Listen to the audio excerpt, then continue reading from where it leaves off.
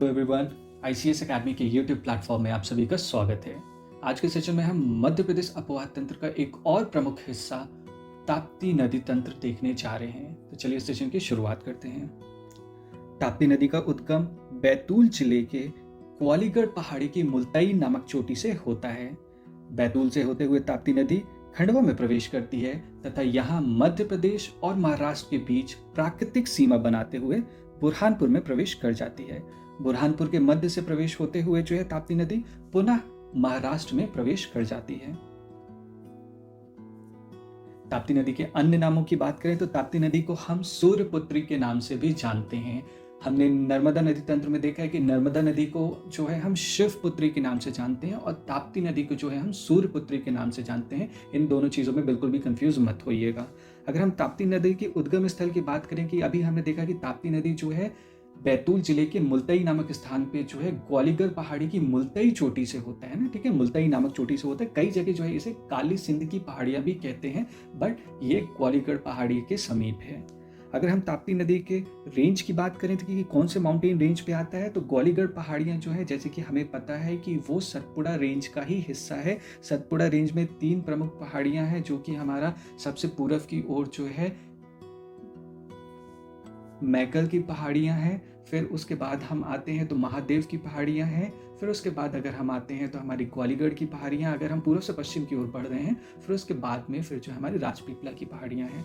तो बैतूल में ग्वालीगढ़ की पहाड़ियों से जो है ताप्ती नदी का उद्गम होता है जो कि सतपुड़ा रेंज का ही हिस्सा है। अगर आपके पास ये सवाल आता है कि कौन सा रेंज, तो सतपुड़ा रेंज, कौन सी पहाड़ी, तो ग्वालीगढ़ पहाड़ी। कई जगह जो है इसे काली सिंध की पहाड़ियाँ पे लिखा हुआ है, तो आप उस चीज़ से थोड़ा सा कंफ्यूज मत होइएगा। अगर ऑप्शन में ग्वालीगढ़ नहीं आता, सिर्फ काली सिंध होता है, तो आप काली सिंध टिक करिएगा। अगर काली सिंध नहीं है तो आप ग्वालीगढ़ टिक करिएगा।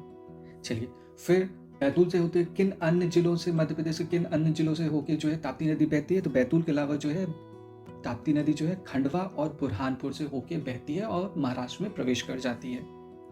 अगर हम ताप्ती नदी की कुल लंबाई की बात करें तो ताप्ती नदी की कुल लंबाई 724 किलोमीटर है और मध्य प्रदेश में इसकी कुल लंबाई जो है 279 यानी 279 किलोमीटर है, जो कि ताप्ती नदी की जो है मध्य प्रदेश की चौथी सबसे बड़ी नदी बनाती है। ये सारी चीज़ें जो है हमने अन्य नदी तंत्र के सेशन में भी देखा है कि मध्य प्रदेश की 4 बड़ी नदियाँ कौन कौन सी हैं, नर्मदा, चंबल, सोन और ताप्ती। तो ताप्ती जो है हमारी मध्य प्रदेश की चौथी सबसे बड़ी नदी है।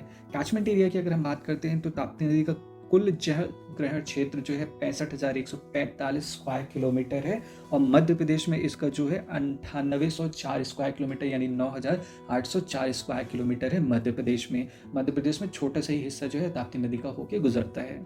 अब हम देखते हैं कि मध्य प्रदेश के अलावा किन अन्य राज्यों से होकर ताप्ती नदी गुजरती है। तो मध्य प्रदेश के अलावा ताप्ती नदी हमारी जो है महाराष्ट्र से होते हुए जो है गुजरात में प्रवेश करती है और अंत में गल्फ ऑफ खंबात में जाके जो है अरब सागर से मिल जाती है। यही चीज़ जो है हमने नर्मदा नदी तंत्र में भी देखा है कि नर्मदा नदी तंत्र जिस प्रकार से पूर्व लेके पश्चिम की ओर अपनी भ्रंश घाटी में बहती है और भारत की सबसे बड़ी नदी बनती है जो कि पूर्व से लेके पश्चिम की ओर बहती है, उसी प्रकार ताप्ती नदी भी अपनी भ्रंश घाटी में बहते हुए पूर्व से लेकर पश्चिम की ओर बहती है और भारत की दूसरी सबसे बड़ी नदी बनती है। नर्मदा नदी सबसे पहली नदी है, सबसे बड़ी नदी है जो कि पूर्व से लेकर पश्चिम की ओर बहती है और ताप्ती नदी जो है दूसरी सबसे बड़ी नदी है जो कि पूर्व से लेकर पश्चिम की ओर बहती है और वो भी एक भ्रंश घाटी में ही बहती है और अंत में जाके जो है अरब सागर से गल्फ ऑफ खंबात में मिल जाती है। नर्मदा की तरह जो है ताप्ती नदी भी जो है एस्चुरी बनाती है। हमने नर्मदा नदी तंत्र में भी देखा है कि एस्चुरी और डेल्टा में क्या डिफरेंस है। उसी प्रकार जो है ताप्ती नदी भी जो है एस्चुरी बनाती है यानी ज्वार नद मुख। ये सारी चीज़ें जो है हमने नर्मदा नदी तंत्र में भी डिस्कस की हैं। अगर अभी तक आपने वो सेशन नहीं देखा है तो आई बटन में क्लिक करके जो है आप वो सेशन भी देख सकते हैं। अगर हम रिफ्ट वैली की बात कर रहे हैं कि यहाँ पर जो है जिस प्रकार से नर्मदा नदी और ताप्ती नदी रिफ्ट वैली में बहती है, तो भारत की एक और प्रमुख नदी है जो कि रिफ्ट वैली में होके बहती है, उसका नाम है दामोदर। दामोदर नदी भी जो है एक भ्रंश घाटी में बहती है और जाके हुगली में मिल जाती है। दामोदर नदी जो है बंगाल की हुगली नदी की ही एक सहायक नदी है। तो अगर सवाल ऐसा आता है कि मध्य प्रदेश की कौन कौन सी नदियां जो है भ्रंश घाटी से होते हुए यानी रिफ्ट वैली से होते हुए बहती हैं, तो 3 प्रमुख नदियां हैं। उनमें से पहली हमारी सबसे बड़ी नदी है जो कि नर्मदा नदी है, दूसरी हमारी ताप्ती नदी है। ये दोनों जो है पूर्व से लेकर पश्चिम की ओर बहती हैं और दामोदर नदी है जो कि पश्चिम से लेकर पूर्व की ओर बहती है और अंत में जाके जो है हुगली नदी से मिल जाती है। तो ये तीनों नदियाँ जो है भ्रंश घाटी में होके बहती हैं। एस्चुरी कौन कौन बना रही हैं? तो एस्चुरी जो है नर्मदा और तापी बना रही हैं। ठीक है, ताप्ती नदी को जो है हम कई जगह तापी नाम से भी जानते हैं, इसीलिए हमने पढ़ा ही है उसका अन्य नाम जो है सूर्यपुत्री यानी तापी, यानी उनमें एक ताप रहता है, तो उस प्रकार से जो है हम उन्हें सूर्यपुत्री के नाम से भी जानते हैं। चलिए, तो अभी हमने मध्य प्रदेश में जो है ताप्ती नदी की जो है कुल लंबाई देखी है 279 किलोमीटर। अगर हम महाराष्ट्र के रेफरेंस में बात करें तो महाराष्ट्र में ताप्ती नदी की कुल लंबाई है 270 किलोमीटर। ठीक है, मध्य प्रदेश में 279 जो है, महाराष्ट्र में 270 किलोमीटर है और गुजरात में जो है 175 किलोमीटर है। ठीक है, तो इस तरीके से जो ताप्ती नदी की जो है मध्य प्रदेश से होते हुए महाराष्ट्र और महाराष्ट्र से होते हुए गुजरात में प्रवेश करती है और अंत में यहाँ पास एक प्रमुख शहर है, प्रमुख तटीय शहर है गुजरात का, जिसे हम सूरत के नाम से जानते हैं। सूरत काफ़ी ज़्यादा फेमस शहर है। ये हमारे अगर हम ईस्ट इंडिया की, अगर ब्रिटिश का फैक्ट्रीज़ की बात करें कि सबसे पहले जो फैक्ट्री कहाँ लगी थी, ये भी मध्य प्रदेश के पीएससी में जो है 2019 में ये सवाल आ चुका है कि सबसे पहले फैक्ट्री जो है सूरत में लगी हुई थी, उसके बाद जो है बॉम्बे में शिफ्ट की गई थी। तो सूरत जो है एक प्रमुख बंदरगाह भी है, एक प्रमुख जो है तटीय क्षेत्र भी है, गुजरात का एक प्रमुख शहर है। तो यहाँ से होते हुए जो है गल्फ ऑफ खंबात में जाके अरब सागर से मिल जाती है। चलिए, तो अब हम जो है ताप्ती नदी की जो है प्रमुख सहायक नदियाँ भी देख लेते हैं। अगर हम ताप्ती नदी की सहायक नदियों की बात करें तो ताप्ती नदी की जो है दाईं ओर से मुख्य नदियां, मुख्य सहायक नदियां हैं सूकी नदी, अनेर, अनुरावती और गोमई। ये जो है ताप्ती नदी की जो है दाईं ओर से प्रमुख सहायक नदियां हैं। देखिए, हर नदी तंत्र में जो है कई सारी सहायक नदियां होती हैं, पर हमारे एग्जाम के पॉइंट ऑफ व्यू से जो इंपॉर्टेंट है, हम सिर्फ वही नदियां यहाँ डिस्कस कर रहे हैं। अगर हम राइट बैंक ट्रिब्यूटरीज की बात कर रहे हैं तो 4 प्रमुख नदियां हैं, जिसमें से सुकई, अनेर, अरुणावती और गोमई है। और हम लेफ्ट बैंक यानी बाईं ओर से सहायक नदियों की बात करें तो सबसे इंपॉर्टेंट नदी है पूर्णा नदी, गिरना नदी, अंजनी, बोरी और पंजर। ये सारी नदियां हैं जो कि दाईं और बाईं ओर से ताप्ती नदी की प्रमुख सहायक नदियां हैं। हम मध्य प्रदेश के रेफरेंस में बात करें, अगर आप ये मैप देख पा रहे होंगे कि जो नदियां ताप्ती नदी की सहायक नदी है और उनका उद्गम मध्य प्रदेश से होता है, वो हमारे लिए ज़्यादा इंपॉर्टेंट हो जाती हैं। तो ऐसी कौन कौन सी नदी है? तो अगर हम सबसे पहले देखें तो ये अनेर नदी है। इसका उद्गम भी जो है सतपुड़ा की पहाड़ियों से ही होता है, सतपुड़ा रेंज से ही होता है, और ये कौन से जिले में है? बड़वानी जिले में है। दूसरी प्रमुख दाईं ओर की सहायक नदी है गोमई। ठीक है, इसका भी उद्गम सतपुड़ा की पहाड़ियों से ही होता है और ये दोनों नदियाँ जो है बड़वानी जिले में है। बाकी जो ये सूकी और अर्णावती हैं, ये जो है दाईं ओर की सहायक नदी है, पर इनका उद्गम जो है महाराष्ट्र में होता है। अरुणावती का उद्गम जो है जलगांव में होता है, सूकी नदी का भी जो है महाराष्ट्र में होता है, अमरावती के पास में होता है। अगर हम जो है बाईं ओर से बात करें तो बाईं ओर से जो प्रमुख नदी है वो हमारी पूर्णा नदी है, जिसका उद्गम भी बैतूल जिले से होता है। अगर आप इधर देख पा रहे होंगे तो पूर्णा नदी का भी उद्गम जो है ग्वालीगढ़ की पहाड़ियों से बैतूल जिले से ही होता है। ये भी काफ़ी ज़्यादा इंपॉर्टेंट हो जाता है और ये एक लेफ्ट बैंक ट्रिब्यूटरी यानी बाईं ओर से मिलने वाली सहायक नदी है ताप्ती नदी की। तो अगर हम एमपी के रेफरेंस में बात कर रहे हैं तो कौन कौन सी प्रमुख नदियां हैं? पहली हमारी गोमई हो जाती है और अनेर, ये दोनों का उद्गम जो है बड़वानी जिले की सतपुड़ा की पहाड़ियों से होता है। और दूसरी जो प्रमुख नदी हो जाती है वो बाईं ओर से मिलने वाली हमारी पूर्णा नदी हो जाती है। उसका उद्गम जो है बैतूल में ग्वालीगढ़ की पहाड़ियों से होता है। अगर हम बैतूल जिले की बात करें तो बैतूल जिले में एक अन्य प्रमुख नदी का भी उद्गम होता है, जिसका नाम है वर्धा नदी, जो कि जो है गोदावरी नदी तंत्र का हिस्सा है। इसे हम जो है अलग से सेशन में, अगले सेशन में पढ़ेंगे। तो बैतूल से तीसरी प्रमुख नदी का जो उद्गम होता है वो है हमारी वर्धा नदी। तो अगर सवाल ऐसा भी आता है कि इनमें से किस नदी का उद्गम जो है बैतूल से नहीं होता है, तो आपको ये तीनों प्रमुख नदियां मालूम होनी चाहिए कौन कौन सी हैं। पहली हमारी ताप्ती स्वयं हो जाती है, दूसरी ताप्ती की सहायक नदी पूर्णा हो जाती है और तीसरी वर्धा हो जाती है, जो कि किसकी सहायक नदी है? ये हमारी वैनगंगा की सहायक नदी है, जो कि गोदावरी नदी तंत्र का हिस्सा है। तो ये हम अगले सेशन में पढ़ेंगे। तो बैतूल से 3 प्रमुख नदियों का जो है उद्गम होता है, ये चीज़ बहुत ही अच्छे से दिमाग में बैठा लीजिएगा। चलिए, तो अब हमने देख लिया है कि ताप्ती नदी की प्रमुख सहायक नदियाँ कौन है। अब हम देख लेते हैं कि ताप्ती नदी पर जो है प्रमुख जो है परियोजनाएं कौन कौन सी हैं। तो ताप्ती नदी की जो प्रमुख परियोजनाएं हैं, अगर हम मध्य प्रदेश के रेफरेंस में बात करें तो 2 प्रमुख परियोजनाएं हैं। एक हमारा चंदोरा हो जाता है, जो कि बैतूल डिस्ट्रिक्ट में ही, बैतूल जिले में ही आ जाता है और ताप्ती के उद्गम के ही स्थान के समीप में है। ठीक है, इसका जो है शुरुआत जो है 2002 में हुई थी। ठीक है, चंदोरा डैम जो है ये बैतूल डिस्ट्रिक्ट में ही आती है, जिसकी शुरुआत जो है 2002 में हुई थी। और दूसरा इंपॉर्टेंट डैम है पारस तोड़ डैम। ये जो है इम्पॉर्टेंट इसलिए हो जाता है क्योंकि इसकी शुरुआत जो है हाल ही में, इसका उद्घाटन 2017 में हमारे माननीय मुख्यमंत्री शिवराज सिंह चौहान जी ने की थी। किस वर्ष में की थी? 2017 में की थी। आपको ईयर याद करने की ज़रूरत नहीं है, बट हाँ, पारस दो डैम जो है और चंदोरा डैम, ये दोनों डैम जो है बैतूल डिस्ट्रिक्ट में है और कौन सी नदी पे है? ताप्ती नदी पे ही है।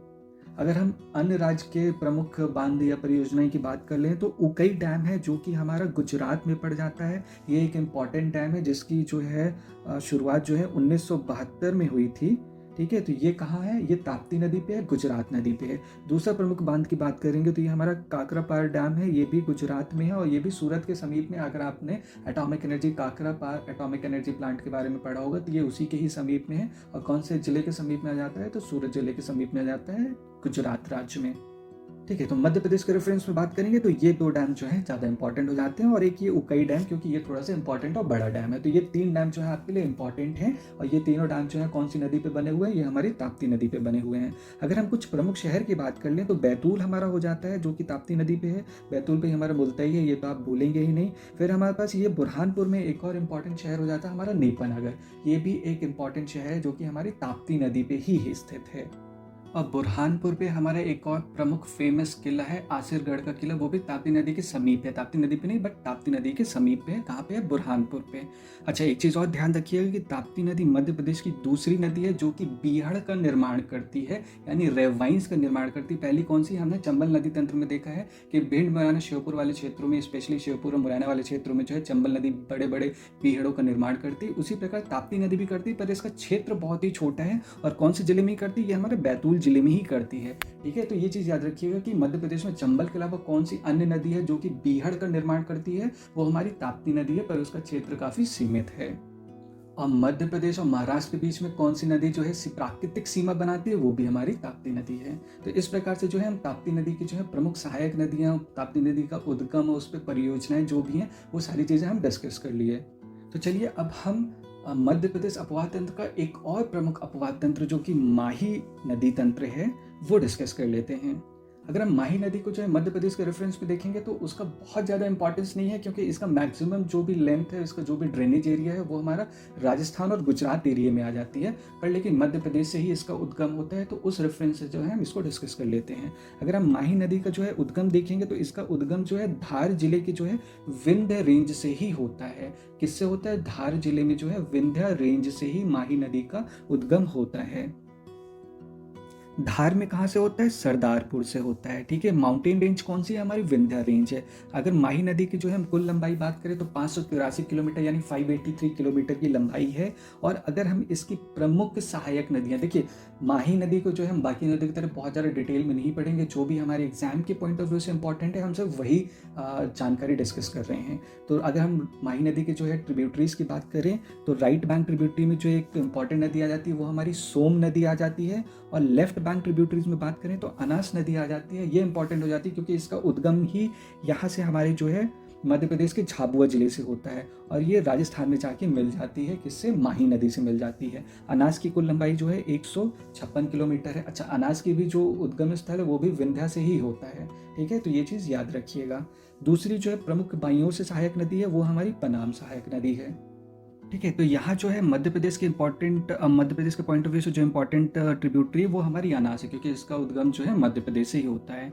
एक और इम्पॉर्टेंट फैक्ट है माही नदी का कि ये ट्रॉपिक ऑफ कैंसर को 2 बार काटती है, एक बार गुजरात से और एक बार राजस्थान से। ठीक है, भारत की इकलौती नदी है जो कि ट्रॉपिक ऑफ कैंसर को 2 बार काटती है। वो कौन सी नदी है? हमारी माही नदी है। इसका एक और इम्पॉर्टेंट फैक्ट है कि राजस्थान में बनेश्वर करके एक जगह है जहाँ पर बनेश्वर मेला भी लगता है, जिसे जो है कुंभ ऑफ ट्राइब भी कहते हैं, यानी कि जनजातियों का कुंभ भी कहते हैं। अब ये जो जगह है ये माही, सोम और जाखम करके 3 नदियां हैं। ये यहाँ इनका तीनों का संगम होता है और इसे जो है हम कुंभ ऑफ ट्राइब के नाम से भी जानते हैं। तो इस प्रकार से जो है माही नदी तंत्र से जुड़े जितने भी इंपॉर्टेंट फैक्ट्स थे हमारे एमपी के रेफरेंस में, वो सारी चीज़ें जो है हमने डिस्कस कर ली हैं। अच्छा, एक इम्पॉर्टेंट पॉइंट कि जिस तरह जो है केन बेतवा लिंकिंग प्रोजेक्ट है, रिवर लिंकिंग प्रोजेक्ट है, उसी प्रकार से जो है हमारा नर्मदा, तापी और पार, एक यहाँ पार करके रिवर है जो कि गुजरात में है। तो ये जो है हमारा नर्मदा, तापी और पार रिवर लिंकिंग प्रोजेक्ट भी है जो कि हमारा इन 3 नदियों को जोड़ने का, इस पे भी ये प्रोजेक्ट भी चल रहा है। सेंट्रल गवर्नमेंट का एक जो है ड्रिवन प्रोजेक्ट है।